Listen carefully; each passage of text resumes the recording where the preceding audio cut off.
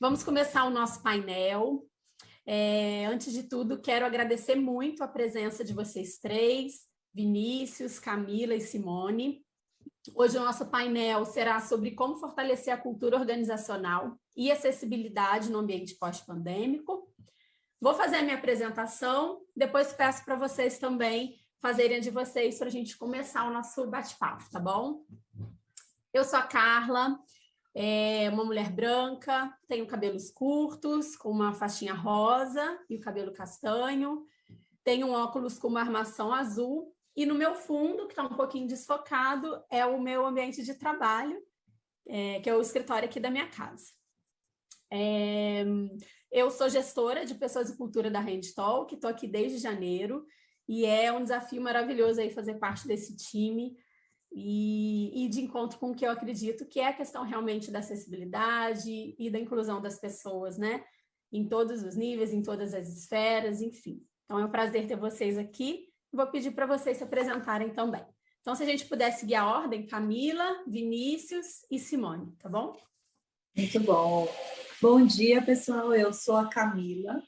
Eu sou uma mulher branca, estou com uma blusa laranja e eu tenho os cabelos louros, eles são bem longos, tão longos que nem aparecem no vídeo inteiro. Eu estou na minha casa também, no meu ambiente de trabalho, no fundo tem todos os meus livros aqui, que é uma parte da minha paixão também. Eu sou psicóloga e hoje eu atuo na Nexa como líder de pessoas, envolvendo principalmente a área de diversidade e inclusão e também comunicação interna e atração de talentos. E temos aí o desafio incrível, né, de trabalhar a diversidade e inclusão no ambiente corporativo, com todos os desafios que vêm junto, mas que também traz muitas alegrias e oportunidades. É isso. Olá, pessoal. Eu sou Vinícius Lages, estou falando aqui de Maceió. Eu sou moreno, me defino como pardo, cabelos pretos, curtinho, estou com uma camisa de xadrez bem pequenininha, preta e branca, o fundo de uma parede branca. Eu sou diretor técnico do Sebrae Alagoas, parceiro da Handtalk, muito feliz de estar nesse link aí com essas feras aí, discutindo um tema tão importante que eu espero poder aprender aqui com vocês e gerar uma interação de modo que a gente possa continuar ampliando acessos numa ação tão importante num país como o nosso. Olá, pessoal.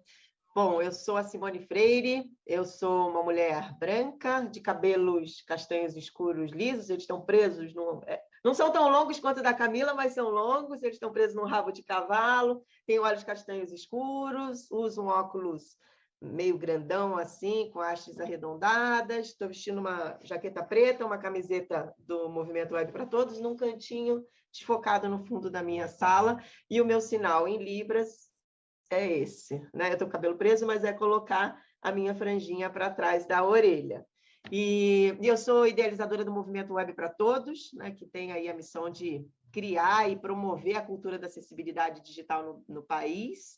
E sou fundadora também da Agência Espiral Interativa, que é especializada em acessibilidade digital. E a Handtalk, assim, é um parceiraço nosso, tanto na Espiral quanto no movimento, como grande organização mobilizadora em prol da cultura da acessibilidade digital. E venho trazer aqui o meu expertise diante dessas duas feras aí, com foco na acessibilidade na web, tá bom? Agora é contigo, Carla. Vamos lá, gente. Prazer enorme ter vocês aí. Experiências tão diversas, né? Que com certeza vai acrescentar muito no nosso painel. Já queria esclarecer aí para as pessoas que estão nos assistindo que o Vinícius Lages, apesar do mesmo sobrenome, não é meu parente. Foi uma ótima coincidência aí. Eu proponho para a gente aproveitar bastante esse tempo, né? Eu começar com as perguntas, e aí a gente pode, acho que, seguir essa mesma ordem, né? Da Cá, depois o Vinícius e a Simone, e aí um vai complementando o outro para a gente ter uma resposta bem, bem abrangente, tá bom? Então, para a gente começar, queria saber de vocês qual que é a importância de uma cultura organizacional forte dentro das organizações, principalmente agora, nesse novo momento, onde a gente vê tantas transformações acontecendo. Eu queria ouvir um pouquinho da opinião de vocês sobre esse tema. Bacana. Então, posso começar acho que cultura é uma palavra que a gente escuta tanto, principalmente dentro das empresas, e às vezes a gente esquece que ela é tudo, né? Ela é aquilo que a gente viveu também, vive fora, é a cultura da nossa família, a cultura onde tem mais de duas pessoas, eu acho que a gente já pode chamar aí de uma relação que tem uma cultura envolvida, seja aquela que nos identifica, seja aquela que é diferente de nós, né? E dentro das empresas, isso se reproduz de uma forma até mais fácil de visualizar, porque a empresa, intencionalmente, ela precisa ter uma cultura que alavanque a sua estratégia. E até eu gosto de falar muito isso para o meu time, assim, a cultura, ela acontece se você tiver vontade ou não. Se você não tiver nenhuma intenção na cultura, ela vai acontecer de forma espontânea. Mas você pode usar ela a seu favor e fazer ações que intencionalizem aquela cultura que você quer ter. Então, eu não vejo uma empresa que não tem cultura, mesmo a que não coloca nada na sua parede, tem uma cultura, e aí você pode lidar com isso de diversas formas, mas uma empresa que quer ter um resultado sustentável, quer ter um clima favorável para os seus colaboradores, ela tem que investir na sua cultura. E a importância disso, ela é maior a cada movimento social que a gente passa, né? E a pandemia se mostrou aí um dos maiores dos últimos tempos, inclusive, com certeza nossos filhos, pessoas que vão vir depois, né? Vão estudar sobre esse momento como um momento que fez muitas mudanças culturais na nossa vida e no ambiente de trabalho, com certeza. A gente gosta de dizer aqui na Nexa que não existe estratégia sem cultura. Se você tem uma estratégia que a cultura não vem envolvê-la, provavelmente ela está sendo engolida aí na relação das pessoas. E sem essa intenção, como eu comentei, a gente perde a oportunidade de trazer resultados mais sustentáveis. Eu acho que vale dar um exemplo para passar para os colegas. A gente já estava trabalhando diversidade e inclusão antes da pandemia, e quando a pandemia entrou, a gente percebeu que essas pessoas enfim, pessoas com deficiência, mulheres, ou várias pessoas minorizadas, né? E aí a gente sabe que não em número, mas em voz, em presença dentro da organização, a gente sabe que sofreram com coisas que a gente nem imaginava antes da pandemia, né? Então, as mulheres com toda a questão familiar, pessoas com deficiência e a questão da acessibilidade, que a gente tem aqui como foco nessa conversa hoje. Então, a gente percebeu que falar de cultura sem olhar para isso com intenção e com cuidado não teria sustentabilidade ao longo prazo dentro da nossa organização. A gente teve coisas muito boas que vieram com a pandemia, desafios também, mas eu acho que dentro da conta final, para nós, a pandemia ajudou a gente a ter um pouco mais de empatia e pensar um pouco mais como chegar nessas pessoas que têm vivências e histórias diferentes da tradicional dentro lá do escritório todo dia, de uma forma diferente também e agregá-las dentro do universo da nossa cultura e do universo do trabalho. Acho que é um pouco isso, Carla. Excelente. E você, Vinícius, o que você pensa sobre esse tema? Então, Carla, especificamente sobre a questão cultura, sem entrar ainda na questão acessibilidade, inclusão, diversidade, ou mesmo o momento que a gente está vivendo, de uma forma geral, cultura, como bem colocou a Camila, esse conceito que abrange, né, um conjunto de artefatos, de ideias, de linguagem, de atitudes compartilhadas e praticadas, né? No final das contas, é o jeito de ser e de fazer de um determinado grupamento humano, e isso foi trazido para o mundo das organizações, das empresas, né? Porque ele tem uma força muito grande, né? O grande guru austríaco Peter Drucker falava que a cultura come a estratégia no café da manhã, pela força que a cultura tem na condução, né, da vida em sociedade, e dentro de um mundo corporativo isso também é verdadeiro, né? E isso se tornou muito relevante a ponto das organizações terem programas específicos para poder mapear esses valores, essas atitudes, as linguagens, enfim, todo esse conjunto normativo também, as práticas, os rituais, as celebrações, tudo que conforma, né, aquele jeito de ser e de fazer, e que, como se diz aí, quando o chefe não está, as coisas acontecem, né? Não precisa ter uma ordem, né? Uma imposição para que a coisa aconteça. Isso está naturalmente no DNA, né? Na essência da empresa. Então, a cultura tem uma importância muito grande, né? Sobretudo no momento que a gente está vivendo, em que nós temos várias transições ocorrendo na humanidade, né? Uma transição demográfica, né? Uma transição política, né? Mundo polarizado, ameaças ao processo democrático, né? Uma desglobalização, o fim do poder, né? da força que as instituições, a religião, a política, as corporações, os próprios exércitos tiveram como ordenador, né? Desse processo social. Então, um mundo em transição, inclusive tecnológica, né? E isso faz com que gerem perspectivas novas de ver o futuro e também, né, a herança maldita dos séculos XIX e XX que ainda convivemos, né? Como, por exemplo, né, as iniquidades, a pobreza, a desigualdade profunda e a limitação de acessos, né? Essa iniquidade de acessos é uma perversidade que limita muito a evolução, inclusive cultural, né? Um dos elementos, quando se estuda cultura e cultura corporativa e uma dada sociedade, uma das acessibilidades aferidas é a acessibilidade de percepção, a acessibilidade atitudinal, né? Na medida que você tem preconceitos, seu olhar é enviesado em relação a outros grupos sociais, a determinadas manifestações de limitações cognitivas, auditivas, visuais, né?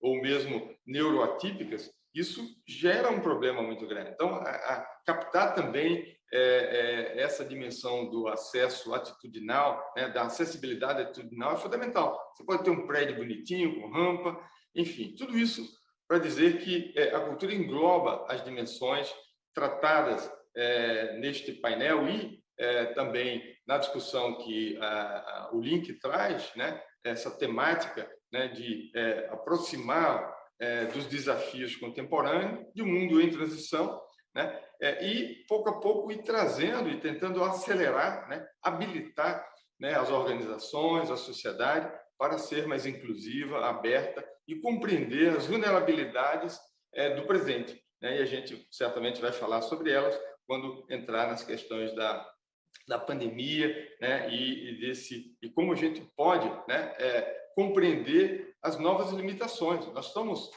num contexto de ampliação das limitações, né, das necessidades especiais. Uma pandemia que impactou não só a economia, a saúde pública, mas também a saúde mental das pessoas, né? Então, a gente pode voltar a falar sobre isso.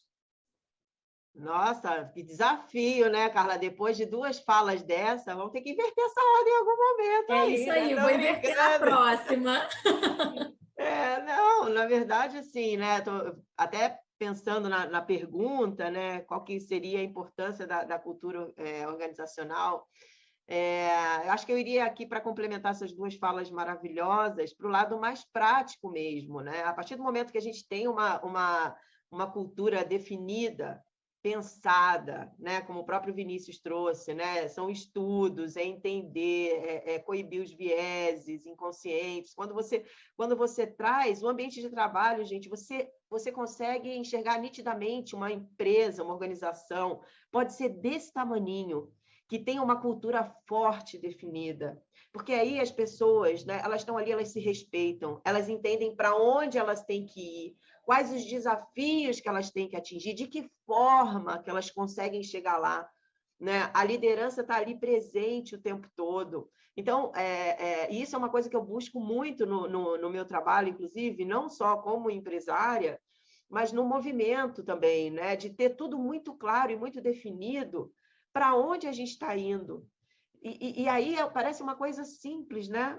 Mas nesse momento dessa virada, a gente passa, que eu falo muito com a minha equipe, né? A gente passa a trabalhar pela empresa e não para a empresa. A gente passa a trabalhar pelo nosso colega que está ali, está num perrengue de ter que entregar um material e você está mais tranquilo, você entende que você pode, né? Naquele momento, é o que o Vinícius falou, né?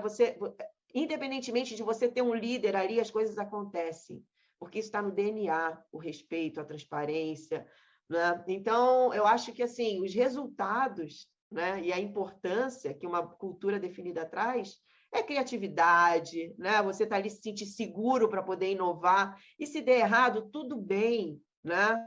Não deu certo, você entende, faz o aprendizado e tenta de novo de uma outra forma. Você tem o apoio do seu líder, do seu gestor e da sua gestora. Então, ambientes mais criativos, ambientes mais humanos, humanizados. Então, acho que uma série de ganhos aí vem a partir dessa cultura realmente enraigada já na empresa ou na organização, né? Queria entender de vocês quais que foram os impactos, na visão de cada um de vocês, que a pandemia causou dentro da cultura organizacional, né? E também como reverter isso, se a gente identificar algum ponto negativo na fala de vocês, né? Como reverter isso e impulsionar a cultura de uma forma positiva nesse momento que a gente está vivendo agora também, entrando num momento pós-pandêmico, apesar da gente ainda estar nessa pandemia. Então vamos lá. Eu vou trazer para o meu expertise, porque eu tenho duas feras aí, né, nessa área. Eu vou trazer para o meu expertise da acessibilidade mesmo, comunicacional, com recorte para o digital. Se a gente parar para pensar, Carla, nos últimos, sei lá, 2 anos e meio, né, a gente praticamente viveu pelo digital. Né? Então, desde trabalhar é uma caixinha da nossa vida ali que a gente passou a fazer pelo digital. Né? Comprar produtos, assistir um evento online, falar com a família. Né? E quando a gente traz isso, né, nesse cenário que foi para as empresas, da noite para o dia, ter que... E agora? Eu tenho aqui, né, pessoas com as mais variadas... trazendo recorte para pessoa com deficiência, até mesmo pessoas idosas, dependendo a questão da acessibilidade também para o baixo letramento. Então, da noite para o dia, os seus sistemas, a sua intranet, né, a sua comunicação digital, o seu site, o seu aplicativo, né? Se imaginar, como é que estava todo esse ambiente para conversar com pessoas atípicas, como bem trouxe o Vinícius. Então, assim, especificamente, né, esse boom da pandemia para o meu, né, segmento, que é da acessibilidade digital, ele foi, no início, foi extremamente caótico. Todo as organizações se darem conta de que realmente elas não estavam praticamente nada preparadas, com selos de melhores empresas para se trabalhar e tal, e assim, mas toda a sua comunicação digital totalmente excludente para pessoas atípicas. Então, esses 2 anos serviu para muitas e muitas organizações correrem atrás desse legado de uma exclusão na sua comunicação digital. Então, olhando aí para a minha atuação, a pandemia trouxe muitos benefícios nesse sentido, de uma aceleração de transformação digital, de mostrar ali que realmente muito precisava ser feito, e isso vale para as ferramentas também, né? De grandes empresas. A gente está aqui no Zoom, sensacional. Se você pegar todas essas plataformas anteriores, elas não tinham legenda, tradução de legenda automática. Saíram correndo para colocar ali em tempo real para a pessoa surda oralizada. Né? As ferramentas, se você pegar uma ferramenta como essa para a pessoa cega navegar, elas não tinham acesso a praticamente nenhuma interação, levantar a mão, escrever no chat.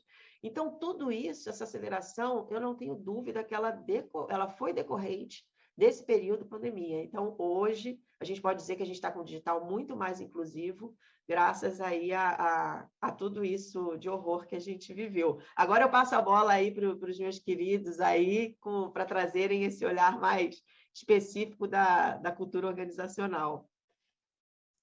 Eu acho que Simone traz um ponto super importante, né? Sem dúvida, acelerar era um fator já limitante, a exclusão digital, né? A necessidade de você incluir já era patente no pré-pandemia, e a pandemia, evidentemente, na medida que nos distanciou, nos isolou, e que o meio de comunicação passou a ser pelos canais remotos, digitais, a necessidade de acelerar, né, a acessibilidade digital se tornou muito evidente, e ela tem razão quando se coloca, né, o enorme avanço das ferramentas, dos processos de comunicação, né, ainda longe do que a gente pode ter mais adiante, com realidade aumentada, realidade virtual combinada, enfim, com inteligência artificial assistindo, a gente poder evoluir ainda mais, mas esse é um ponto fundamental.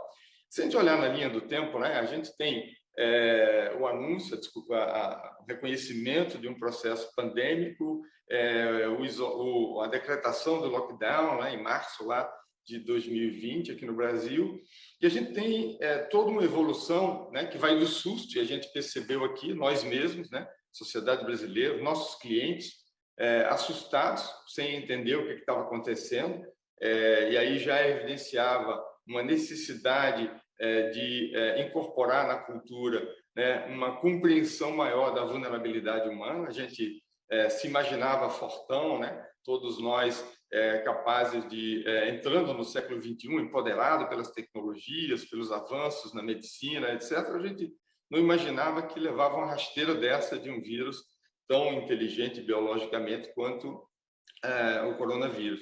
Então, esse isolamento, né, foi levando a uma série de vulnerabilidades e evidenciando, no campo que a Simone falou, da própria iniquidade de infraestrutura. As pessoas fiquem em casa, para muita gente, foi um inferno, né, porque passaram a conviver em ambientes que não tinham a infraestrutura necessária, né, teve que conviver, né, com essa diversidade etária dentro de casa, menino, sogro, sogra, cachorro, alguém com alguma necessidade, você ter que...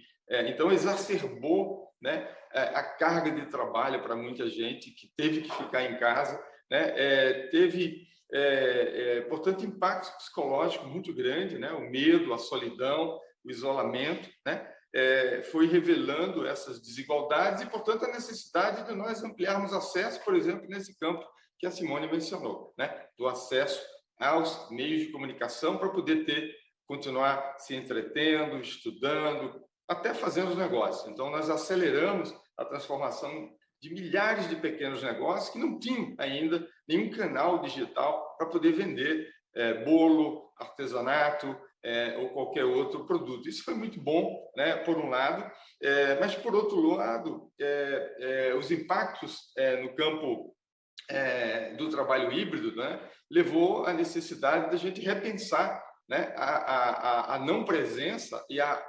assincronia, né, como parte da vida corporativa. Hoje nós vivemos aqui na nossa corporação, no caso do Sebrae, né, no mundo híbrido de trabalho, onde o presencial e o remoto eles começam a ter uma convergência muito grande de qualidade da comunicação. No começo era muito difícil, postura, né, nos canais digitais, como você ter aí todo um ethos, né, de comportamento nesse novo mundo. Também as questões de dar voz, né? Porque você imagina, traz todo mundo, quando você não está vendo, né, os indivíduos, como é que você dá voz e acesso, né, e amplia essa participação tão fundamental num tema que a Simone colocou lá na frente, que é essencial para a gente evoluir nessa temática que a gente está tratando, que é um campo de confiança, né, onde você perca o medo, inclusive de aprender, né, e não se sentir embaraçado. No começo, quando passava um gato, um menino gritando, as pessoas ficavam todas constrangidas. Isso foi naturalizando pouco a pouco, a gente aprendendo a conviver no mundo híbrido, né, das assincronias, e fomos gerando, portanto, uma aprendizagem, né, e criando novos acessos através, né, de um processo cultural, né? Então, o trabalho híbrido, o trabalho assincrônico, não necessariamente você está tudo no mesmo lugar ao mesmo tempo, a gente teve que aprender isso também, e aprender novas formas de se comunicar, de dar continuidade ao trabalho, usando ferramentas, né, na nuvem, né, para que as pessoas pudessem dar continuidade ao trabalho do outro, já que o presencial não era mais possível. Mas o que mais eu acho que foi relevante foi, e eu não imaginava que tivesse essa força, foi o impacto no campo psicológico.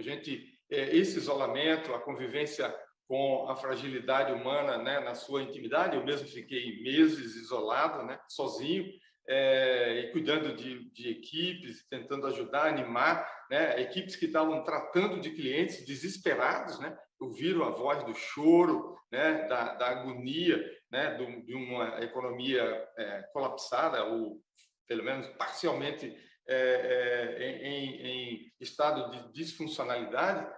Esses impactos foram muito sentidos no campo psicológico. E a gente teve que trabalhar ainda mais quando nós fomos retomando pouco a pouco o trabalho híbrido e presencial, fomos vendo o quanto isso tinha afetado as pessoas que perderam seus entes queridos, as pessoas que foram adoentadas, mais da metade contraíram. Tivemos casos graves, né, de intubação, de internação. Então, tudo isso afetou todos. Esse sentimento de fragilidade, de incapacidade, impotência diante de uma enfermidade como essa, isso fez com que a gente trouxesse a preocupação, né, de acolhimento, né, de criar um campo de confiança para que as pessoas pudessem manifestar, né, ter acesso a um campo de confiança para gerar um trabalho do ponto de vista das emoções, do ponto de vista das disfuncionalidades geradas. Por isso, estamos em processo, acho que não é só o nosso caso, o Brasil, o mundo inteiro ainda está sentindo as consequências, né?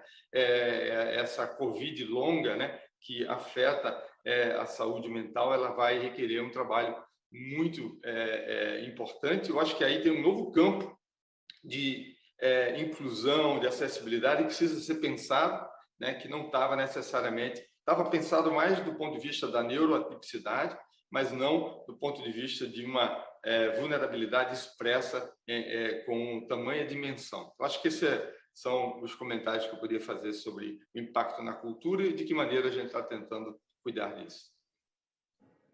Bacana. Bom, então eu já vou emendar aqui, Carlinha, que é bacana mudar a ordem, viu? Porque vai aparecendo várias ideias ao longo da escuta dos colegas, isso é muito bom.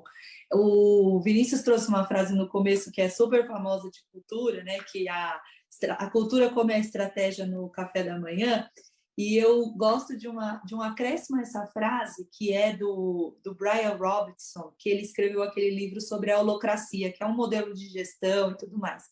E ele fala que sim, a cultura ela come a estratégia no café da manhã e a estrutura come a cultura no jantar.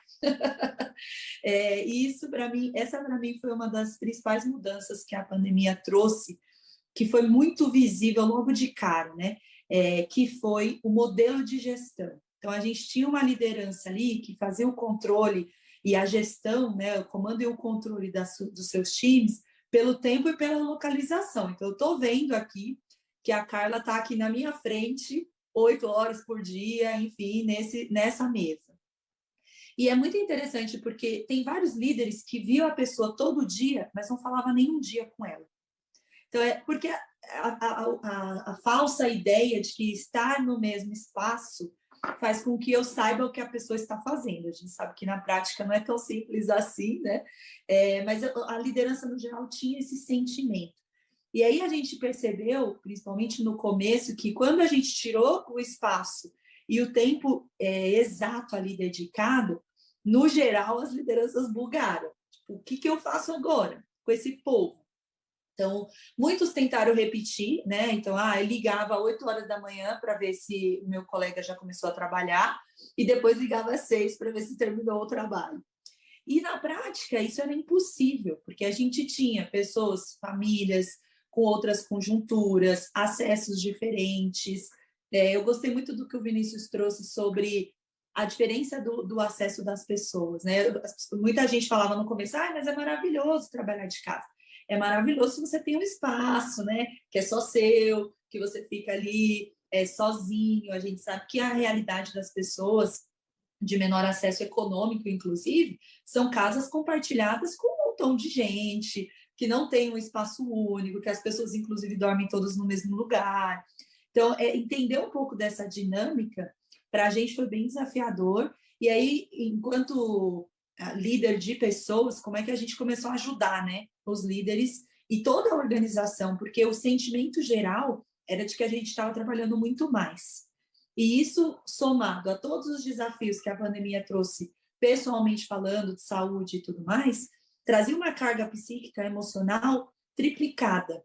E a sensação de esgotamento realmente era bem maior. Então, a gente começou a trazer muito a questão de um olhar mais ágil para o trabalho, menos focado no tempo e muito mais olhando o resultado que aquilo trazia. Na perspectiva de cultura, como é que você faz rituais online? Né? Então, eu tinha lá um ritual de tomar café com o meu time, eu posso manter esse ritual de um jeito diferente, usando a tecnologia, usando espaços compartilhados de trabalho, várias ferramentas realmente foram aí surgiram no meio do caminho, mas aí você tem o desafio extra, que é o acesso das ferramentas digitais. Então, nem todo mundo pode ali acessar um Miro, sabe mexer naquilo, sabe, inclusive, tem ali uma leitura labial, a gente falava muito no começo, que várias pessoas desligavam a câmera. Né? E a gente tem pessoas que fazem leitura labial, que tem, né, a questão da escuta e tudo mais. Então, todos esses elementos a gente não acordou e já pensou nele. Foi acontecendo uma série de situações que você fala, nossa, faz todo sentido. E agora, né, sem antecipar, eu acho que a resolução do problema, porque eu concordo com o Vinícius e com a Simone, em que ainda é prematuro dizer que a gente já sabe resolver, porque a gente não sabe, inclusive, no momento que estamos agora de recessão, empresas fazendo alguns desligamentos e tudo mais, a gente sabe que já está sendo questionado se o híbrido funciona, né? E se realmente, porque o híbrido demanda muito mais intenção, muito mais energia, e energia num lugar que é menos do controle e mais da influência. E que a maioria das lideranças, gente, e os times como um todo, né? Também eu acho injusto falar assim, olha, a culpa é do líder, o líder não sabe fazer. Mas nós mesmos, enquanto colaboradores, ainda não sabemos lidar com a autonomia total, né? Com aquela gestão do nosso próprio tempo. É um desafio para todo mundo.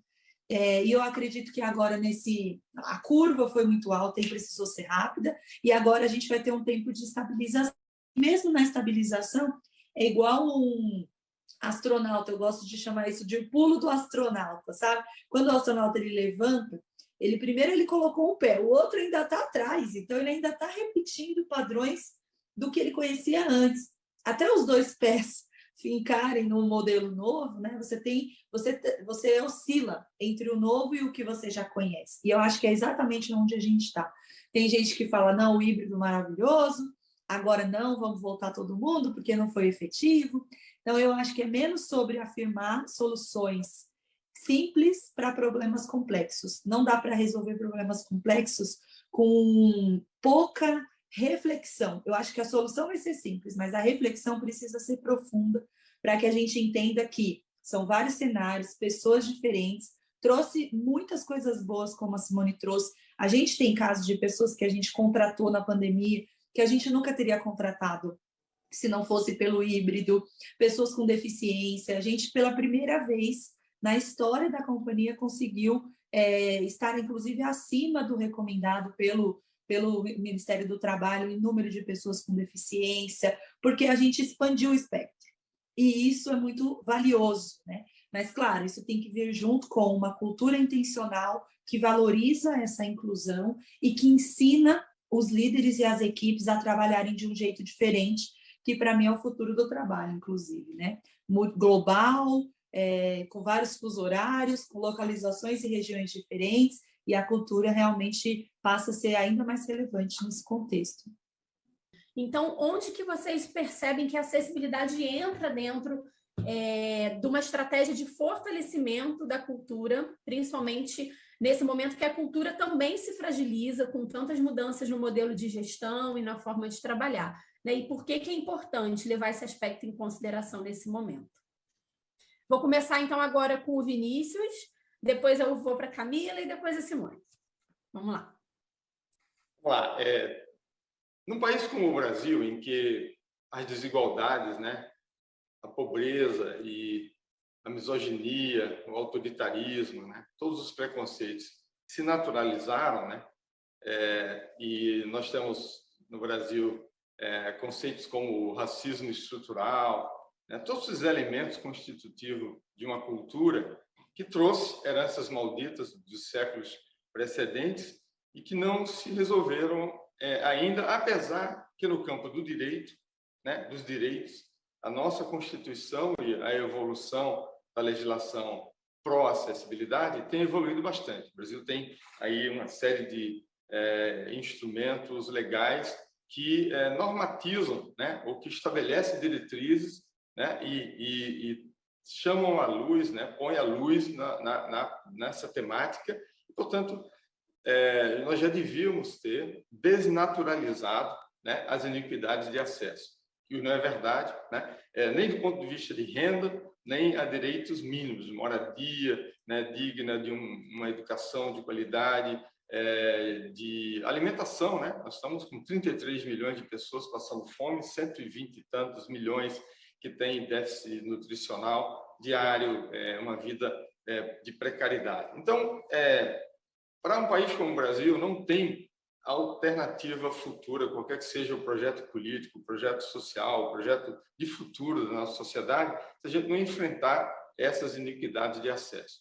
E a acessibilidade, ela tem, sim, essa dimensão, é uma discussão ambidestra, né? Ela tem, por um lado, o campo dos direitos, né? Da ação afirmativa, da necessidade de se ter uma inclusão instrumentalizada pela força dos códigos e até, pouco a pouco, incorporando dentro de uma cultura corporativa. A gente vê vários avanços, né? Mas ainda estamos longe, porque o que importa é a prática.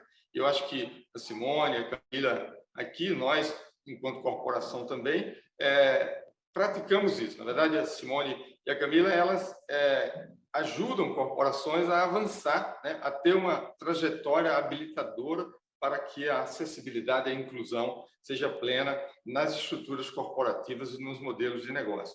No nosso caso, nós incorporamos isso pela força do direito, não tem a menor dúvida que nós incluímos cotas para menor aprendiz, portadores de necessidades, enfim. Não temos cotas relacionadas a gênero, a etnia, a idade, né, nem a orientação sexual, mas, no entanto, a gente, por um processo seletivo de talentos, a gente tem enriquecido de diversidade e tem se beneficiado dela. Então, falando desse campo ambidestro, o lado bom é que as organizações, as corporações e cada vez mais os negócios, as startups, os negócios entendem que isso é muito bom, né? É muito bom ampliar acessos, ter política clara e incorporar, não apenas ter a diversidade, porque se a gente contrata especialistas e melhora o processo seletivo, né? Com certeza, Camila e a Simone podem dar aqui um conjunto de diretrizes que possa fazer com que, da noite para o dia, a gente passe, na medida que vai selecionando, né, vai fazendo um movimento de desenvolvimento de pessoas, os processos, vai tirando todos os vieses, né, vai tirando da invisibilidade aquilo que é escondido, está por debaixo do tapete, e, portanto, vai começando a ter uma diversidade aparente. Mas ela não resolve, porque ela precisa ser praticada, né? Praticada criando um ambiente de confiança, criando as condições de participação, dando voz, escutando, considerando, criando todas as condições de acesso, né? A acessibilidade é um conceito polissêmico, né? Ela não é só, como muita gente imagina, fazer uma rampinha, né, na porta do estabelecimento, né? Tem todo um trabalho para fazer que vai do mindset às normas, à linguagem, ao processo de comunicação, enfim, e ao próprio serviço, né, adequado, o produto adequado a esses que precisam ter acesso.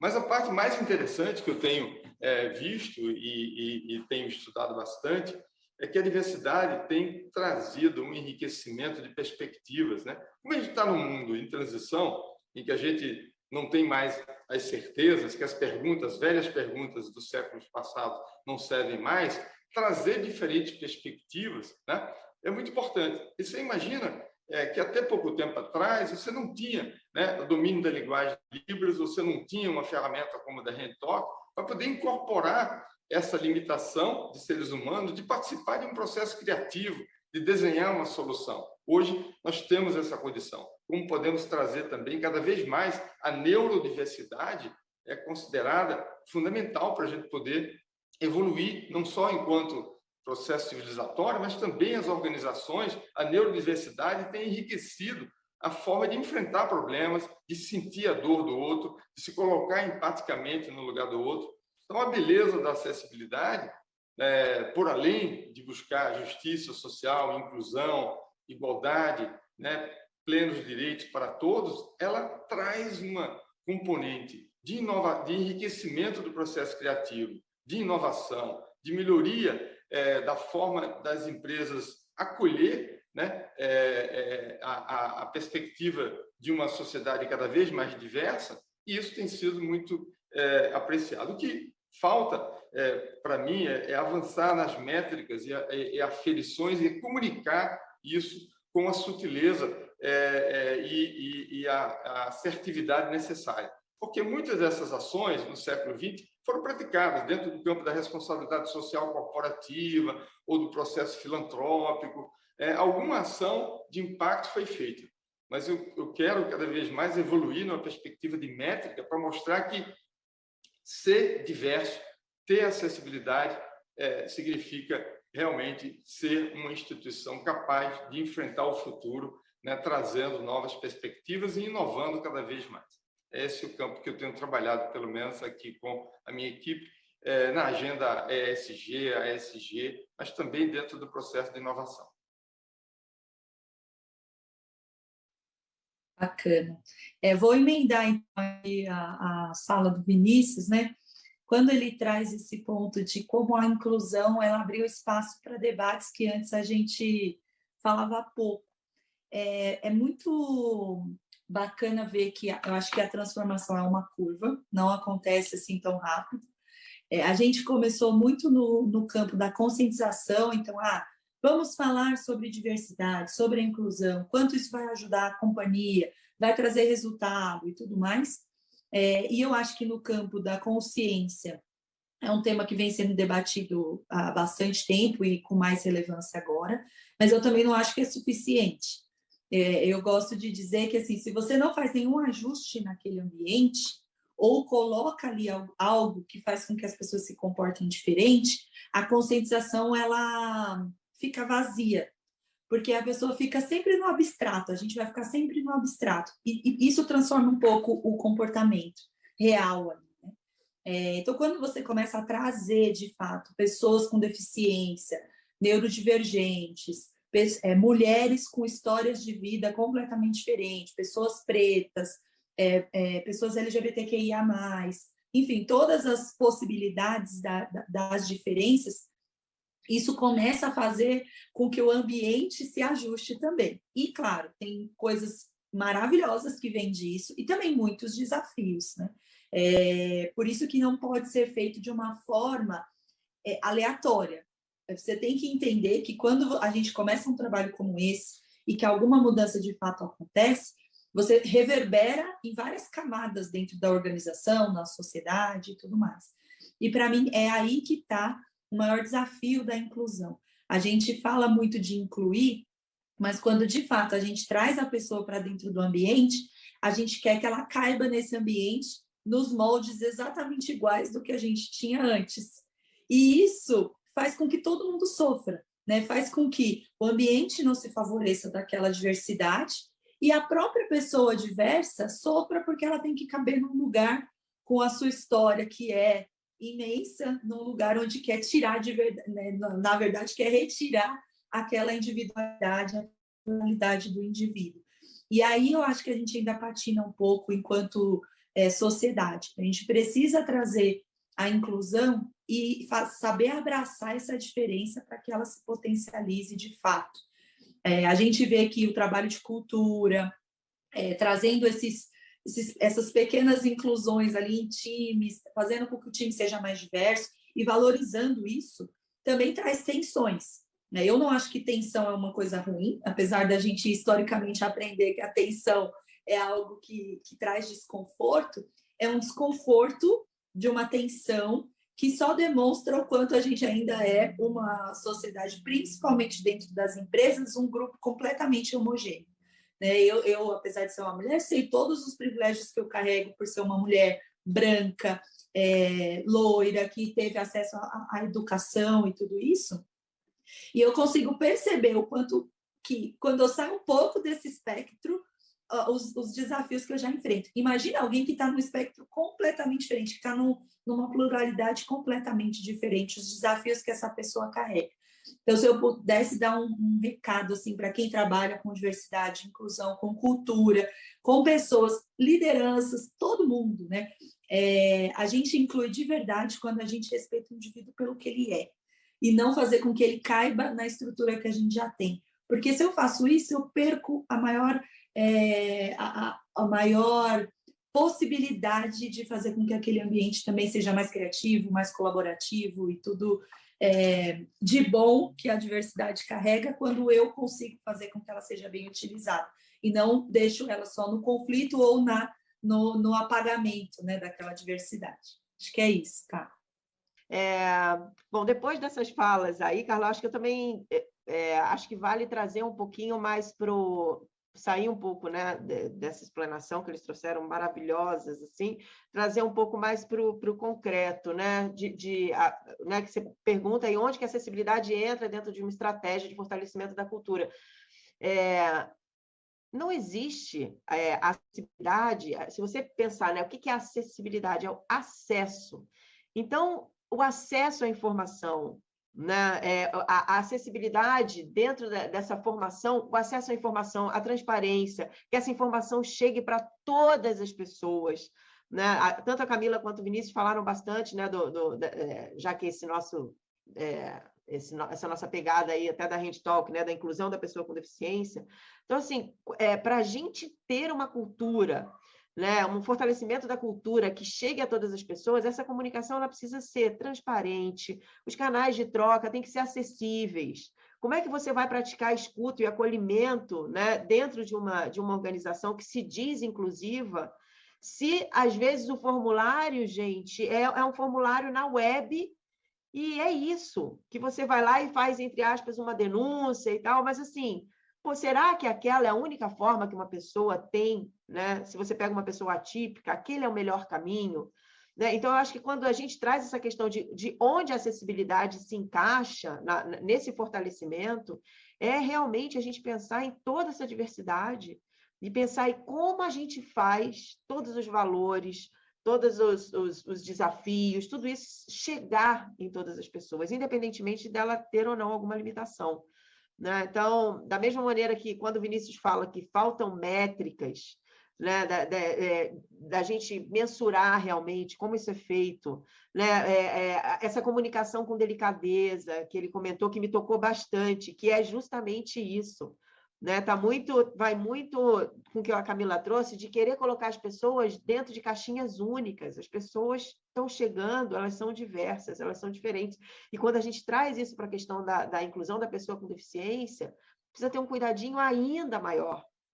Né? Então, se eu tiver que falar, puxa, onde que a acessibilidade entra, a acessibilidade da informação, de chegar para todos esses públicos, ela é essencial para poder criar e fomentar uma cultura dentro de uma organização, independentemente do tamanho. Vai lá, Carla. Muito bom, gente. Queria fazer uma última pergunta para vocês, e aí pensando em termos práticos mesmo, acho que vocês já trouxeram muitos exemplos, então, já caminhando aí para o fim do nosso painel, queria entender de vocês quais são algumas ações que vocês consideram como essenciais para fazer com que essa acessibilidade, de fato, seja valorizada e bem implementada dentro das organizações. Então, queria que a Simone começasse, depois a Camila complementa, e aí o Vinícius finaliza para a gente a resposta. Nossa, se a gente for falar aqui de ações, a gente vai né, Camila? Vamos pegar uma lista aqui gigantesca. Vinícius deve ter várias recomendações aí. Puxa vida. Eu acho não, né? Vou pegar algumas aqui né? Enfim, então, ó, preparar a liderança, né? Isso parece uma coisa meio óbvia, né? Mas, assim, principalmente quando a gente está falando de acessibilidade para pessoas com deficiência, assim, é incrível quando a gente chega em algumas empresas, né, que querem, enfim, bater papo com a gente e tal. Os próprios líderes, assim, puxa vida, eu não sei se eu posso me aproximar, eu não sei o jeito que eu falo, eu não sei, né? Então, assim, preparar primeiro, né? Você ter ali uma liderança engajada e comprometida com o diferente, sem ser discurso só, né? É entender a melhor forma de se comunicar com uma pessoa surda que só fala Libras e você não fala. Tudo bem você não falar naquela circunstância. Agora, é errado você não dar um jeitinho de se comunicar com ela, né? Então, assim, essa preparação da liderança, principalmente, né, nesse engajamento do público com deficiência, é muito importante. A gente sugere muito também, né, nos nossos projetos, rodas de conversa com pessoas, né, desses grupos. Isso é muito importante. Então, a gente costuma fazer muitas rodas de conversa, a gente traz colaboradores e colaboradoras com deficiências variadas, inclusive para mostrar as barreiras que eles encontram dentro da própria organização, nos sistemas. Então, ó, você sabe esse e-mail marketing que você está mandando aí, galera da RH? Vocês não estão fazendo uma descrição de imagem. Vocês têm 4 pessoas cegas aqui dentro que, assim, não tem noção do que está acontecendo. Gente, parece que existe empresas de todos os portes, né? Então, trazendo uma frase também, né, que as pessoas com deficiência costumam usar, né? A Camila trouxe essa do nada sobre nós sem nós, tem uma que eu amo e eu acho que traz muita força para isso, né? Que, assim, não é convidar a pessoa com deficiência para a festa, é tirar para dançar. Né? Não é só convidar, você tem que ir lá e tirar para dançar, né? É um envolvimento muito, né? É um envolvimento total que você tem que ter ali, preparar todo esse ambiente. Então, é isso, programar encontros, lembrar, isso é muito importante, um outro aspecto que sempre passa batido, assim, usar a comunicação cada vez mais inclusiva, neutra e acessível para esse público. A gente tem hoje visto uma preocupação muito grande, né, em relação à neutralidade de gênero, né, as questões LGBTQIA+, o jeito correto da gente né, a terminologia, o jeito da gente trazer uma determinada expressão que a gente não comporta mais, né, falar. Hoje em dia, gente, se a gente trouxer essa acessibilidade da linguagem para funcionários e funcionárias com deficiência, as empresas estão lá atrás, falando deficiente, falando portadores de necessidades especiais, falando... Então, assim, vamos nos apropriar aí cada vez mais da terminologia, das expressões. Olha aqui, veja mais, saiba mais. Pô, assim, será que é a melhor maneira a gente trazer toda essa parte dessas sensorial? Tem pessoas que não enxergam. Por que a gente não pode falar acesse as notícias ao invés do veja? Então, são sutilezas, como o próprio Vinícius trouxe, que se a gente vai realmente abraçar uma cultura inclusiva dentro da organização, a gente tem que passar por todos esses pontos. Eu acho que uma das coisas que eu posso deixar de prática e que eu levo muito a sério na gestão aqui, né, do trabalho com diversidade e inclusão, é sobre fazer gestão real do assunto, né? Eu brinco que a gente tem que gerir diversidade e inclusão igual a gente gere fluxo de caixa da companhia. Se o trabalho realmente quer ser com resultado, com impacto, a gente precisa ter governança. Então, talvez a primeira dica que eu dou é assim, faça uma governança pequena. Muitas empresas montam grupos de afinidade e tal, e aí colocam no grupo de afinidade a solução dos problemas, deixando eles lá patinando sozinho num universo imenso da organização, né? O grupo de afinidade, ele é a sensação, ele é a pulsão do trabalho de diversidade e inclusão, porque estão nos grupos as dores, porque esse grupo sabe quais são as dores, esse grupo está vivendo a organização. Então, o grupo, ele sabe, ele é como se fosse o seu radar, né? É no grupo que você consegue ter braço para captar quais são as necessidades de mudança que aquela organização precisa. Até porque aconteceu numa empresa não significa que fazer na sua vai ser relevante, porque são empresas diferentes, histórias diferentes, contextos diferentes. Então, para mim, o grupo, ele é esse catalisador. Ele vai entender quais são essas dores e vão conseguir organizar isso.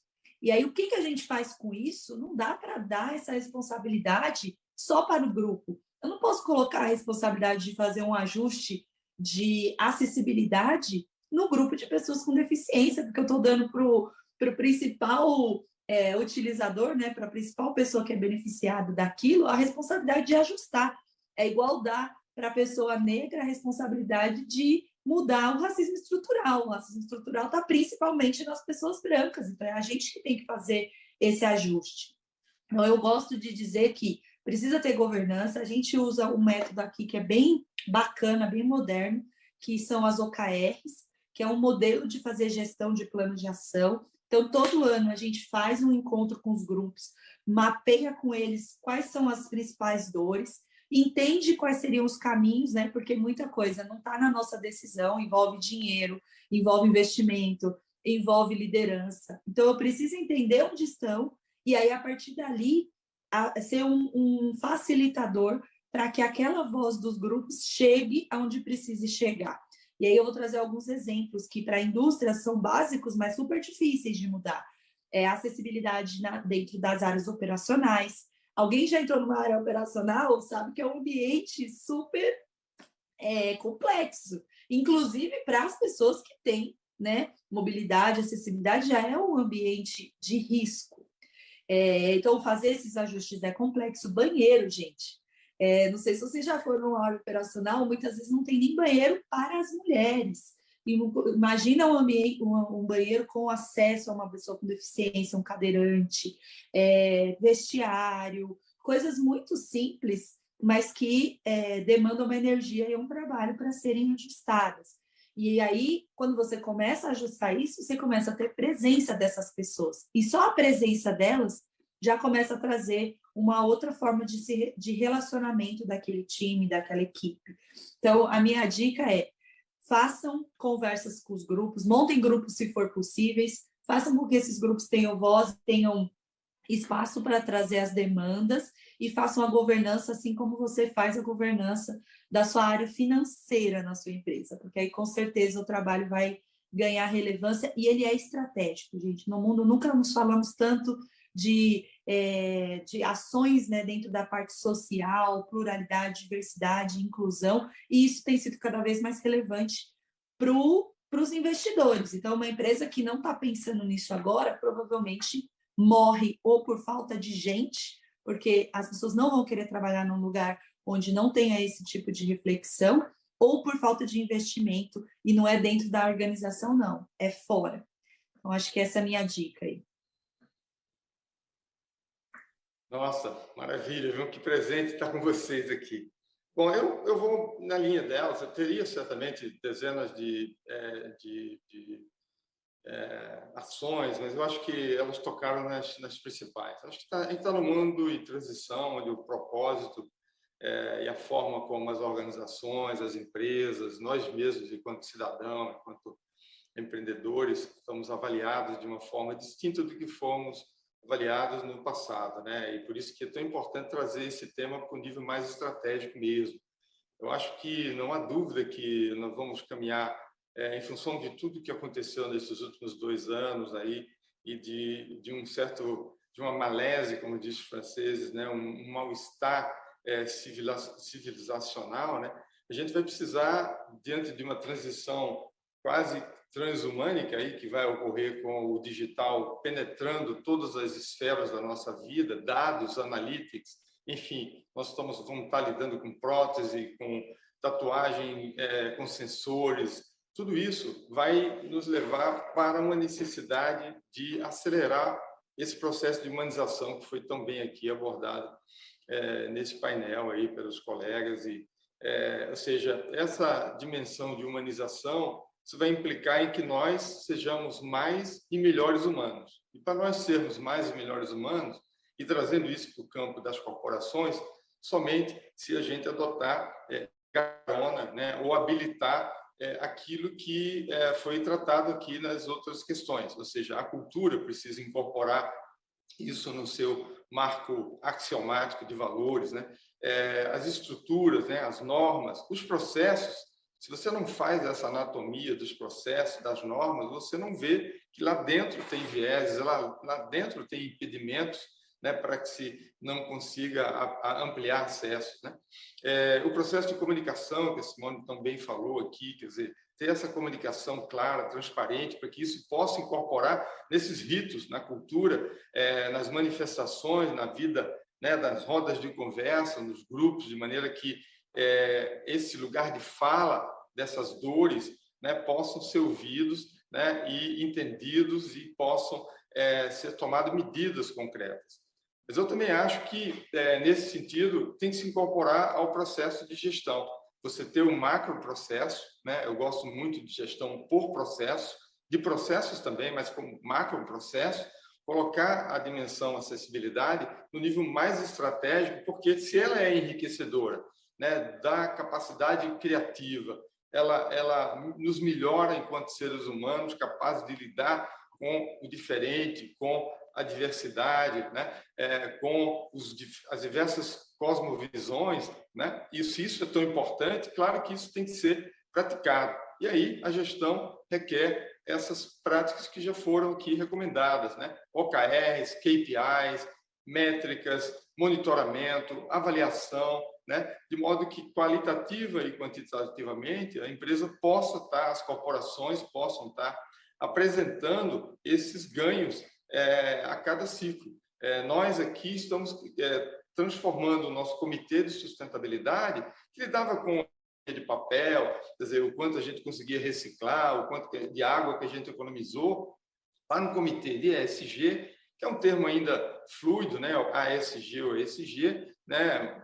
Abrange muitas dimensões, mas que vai também na dimensão da governança. Eu acho que isso, para ser efetivamente implementado, levado a sério, ele tem que vir para o nível estratégico, o nível da governança, o nível da gestão, das métricas, do monitoramento, para que a gente possa, então, aferir os avanços, sempre conversando, sempre criando esse ciclo, esse loop permanente, né, de feedbacks e de avaliação, se estamos ou não superando as crenças limitantes, os mitos, né, e sobretudo, se estamos sendo capazes de acolher essa diversidade da forma que enriquece, chamando para dançar, como foi dito aqui, né? Eu acho que eu sou otimista de que o processo de transformação digital ele vai nos habilitar a resolver muitas dessas questões, porque a onipresença, né, permite você estar conectado e estar em permanente processo de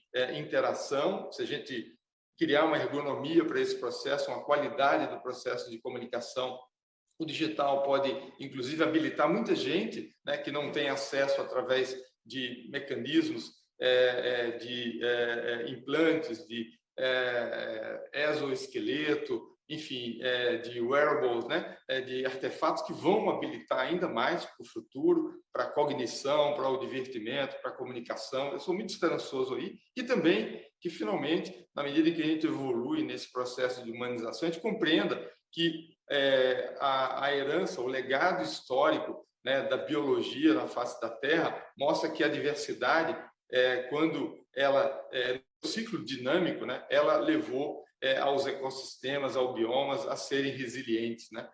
E cada vez mais a gente tem que ir além da resiliência, a antifragilidade. Então, a diversidade, a acessibilidade vai permitir diversidade, a diversidade vai nos tornar mais e melhores humanos, capazes de sermos não só resilientes, mas antifrágeis, diante de tantas outras crises que a gente ainda vai enfrentar, como essa que foi aqui tratada nesse painel. Gente, vocês Nossa, são que sensacionais. encerramento maravilhoso, pronto. Maravilhoso, gente, maravilhoso. E é isso, gente, eu estou muito feliz com esse painel, vocês são realmente incríveis.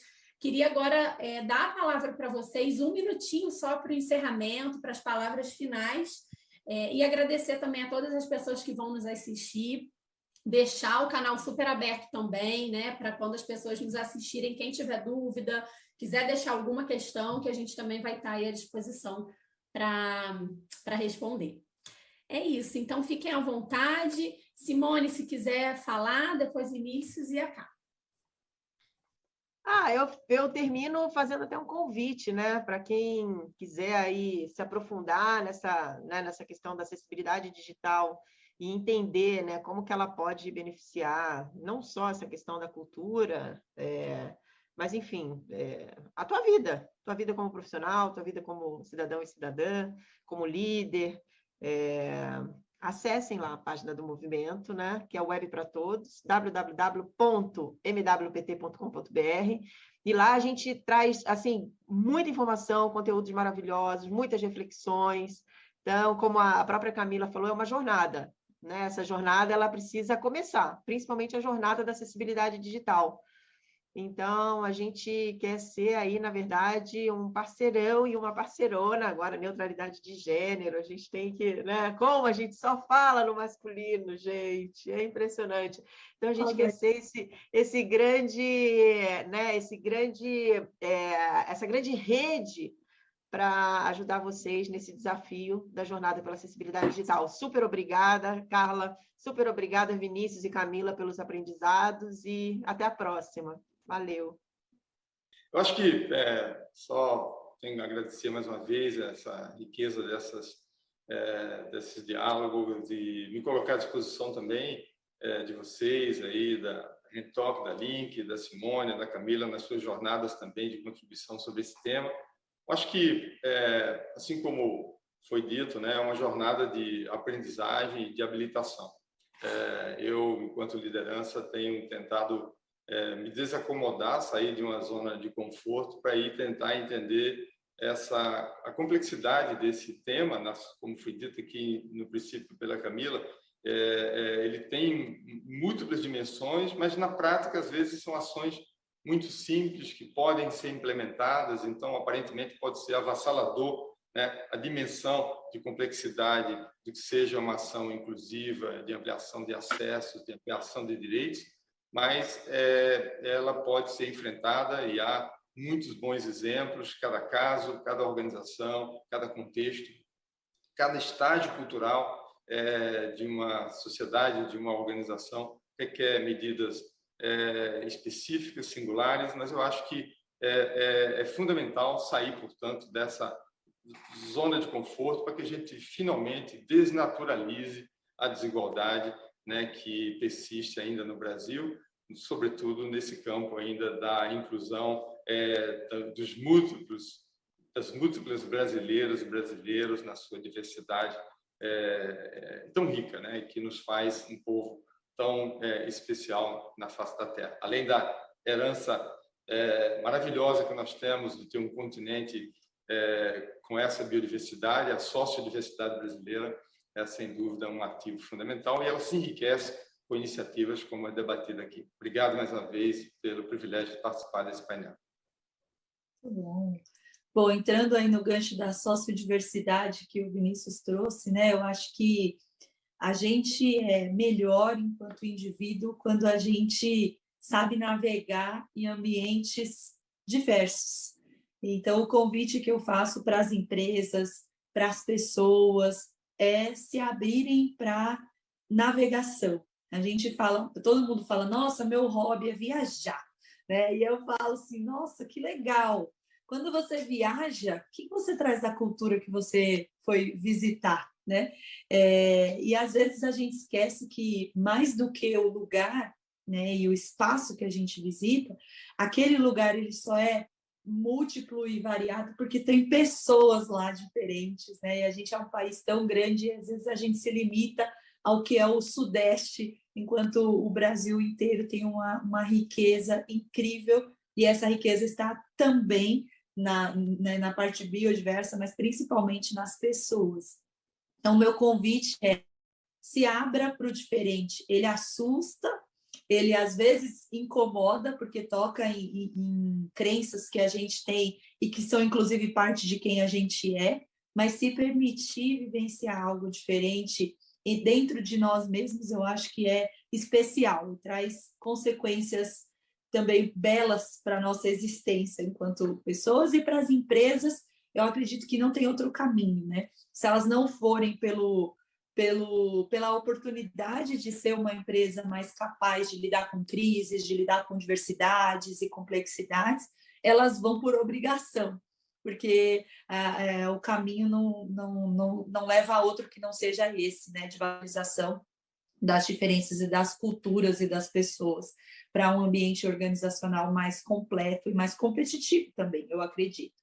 E agradecer pelo convite, eu acho que é sempre um aprendizado incrível estar com pessoas que entendem tanto do assunto, que refletem, que questionam. Eu acho que é assim que a gente avança e eu, pessoalmente, estou saindo daqui já um pouco mais transformada depois desse painel.